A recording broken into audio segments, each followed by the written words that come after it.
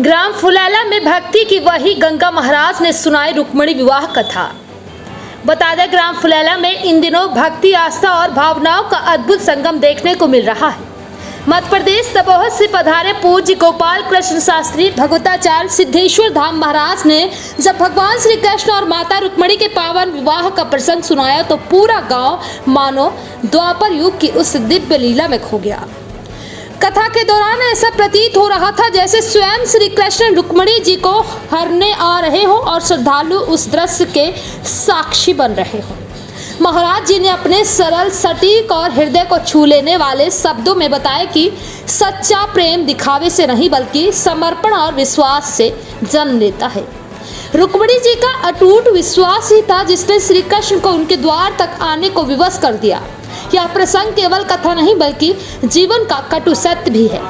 जहां आज के समय में प्रेम और भक्ति अक्सर बाहरी आडंबर में उलझ जाती है, कथा स्थल पर श्रद्धालुओं की भारी भीड़ उमड़ी। राधे राधे और जय श्री कृष्ण के जयघोष से पूरा वातावरण गूंज उठा। कई लोगों की आंखें नम हो गई तो कई श्रद्धालु भक्ति में डूबकर भाव विभोर हो गए। यह केवल एक धार्मिक आयोजन नहीं बल्कि आत्मा को झकझोर देने वाला अनुभव बन गया। इस पावन आयोजन में अशोक प्रजापति और उनकी पत्नी चंद्र कुमारी परीक्षित की विशेष उपस्थिति रही। उन्होंने न केवल श्रद्धा भाव से कथा श्रवण किया बल्कि आयोजन को सफल बनाने में महत्वपूर्ण भूमिका भी निभाई।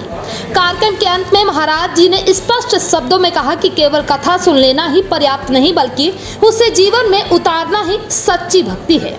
उन्होंने धर्म, सेवा और सदाचार के मार्ग पर चलने का संदेश दिया। ग्राम फुलैला में यह आयोजन सिर्फ एक कथा नहीं रहा बल्कि लोगों के हृदय में भक्ति की ऐसी लौ जला गया जो यदि सच्चे मन से जले तो जीवन को भी प्रकाशमय कर दे।